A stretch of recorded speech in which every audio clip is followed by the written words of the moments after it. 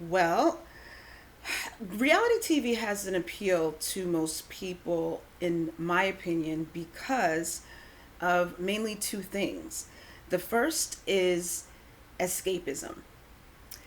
And when you think of just the world and what's going on in everyday life, the stresses of life, right?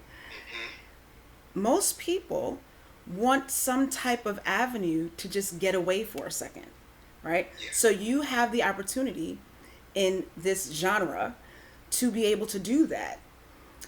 One of the first ways we actually saw that was O.J. Simpson, believe it or not. That, when the O.J. Simpson situation, when he was in the white Bronco, Hmm. that was one of our first examples of reality television, believe it or not. And that is where people just zoomed in to watching, and this was real life, real situation, someone's life uh, being recorded. And so I think that a lot of producers actually got ideas from that situation, because at the same time there was like an NBA like final situation going on, and people were really tuned in to that situation. They, like, I think, went in on the game because of it. So there's that. There was an appeal there that producers realized there's something there. So there's the escapism, and then literally piggybacking off of that, there's voyeurism. And that's just old fashioned people wanting to kind of peep into people's lives and being able to say, you know what? I wonder how she does that or how he does this. And there is no way that I can be identified by viewing your life, right? So you don't know that I'm watching, but I'm watching. And that could just be plain old curiosity. That could be just because, right? Sometimes, my cousin just talked about this. Her uncle, excuse me, not her uncle, her father said, people are always watching. You might not understand that. There might be no rhyme or reason, but people are just curious about human behavior. And as a person that studied communication and teaches communication, I totally understand that.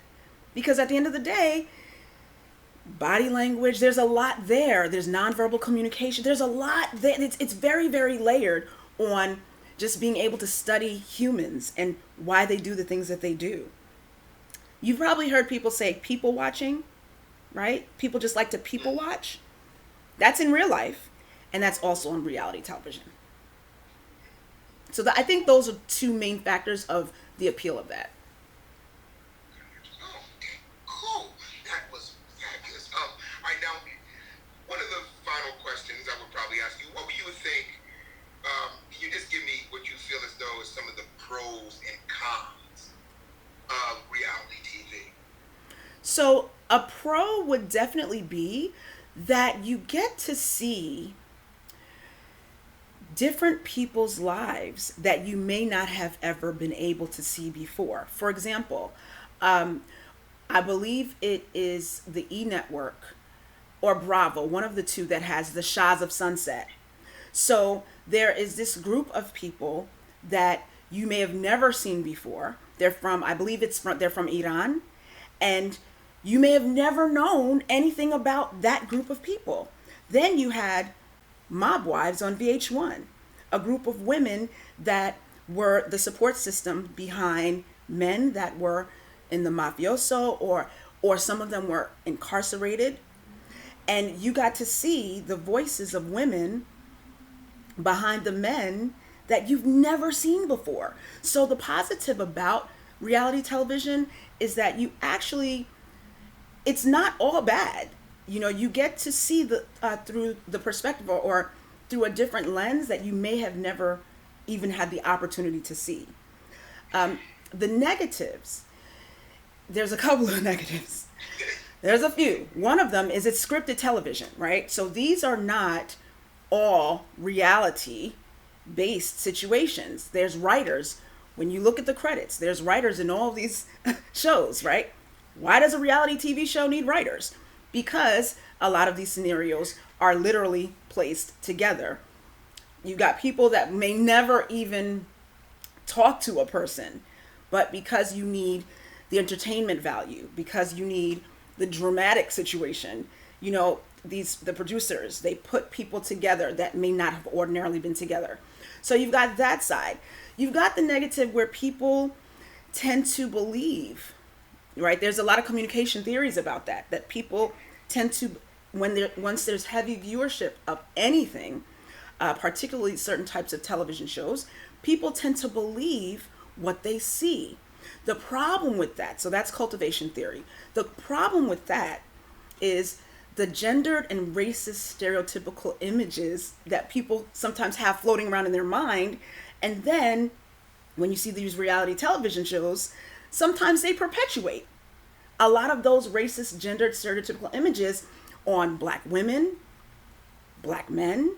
You've got, white people, Teen Mom, and some of these shows. And so that's problematic, because when people tend to see these things, then they'll lead with that when they meet these types of people in real life. So that is a very negative and dangerous situation, because reality television has catapulted, as you know, right? Most networks that would have never even thought of having a lot of these types of shows, now you can't go one night without seeing ABC, The Bachelor, right? The Voice. These are all reality-based television shows. And so when you think of it that way, it's really taken over, and money has a lot to do with it. It's taken over because ratings are off the chain, right? So that's pretty much what the negatives entail. Yeah. All right, one last thing, and I think I closed my interview with each of the professors also. What do you feel as though is the future for, just a little tidbit, what do you think the future might be for reality TV? This is a moving train that's already started moving. And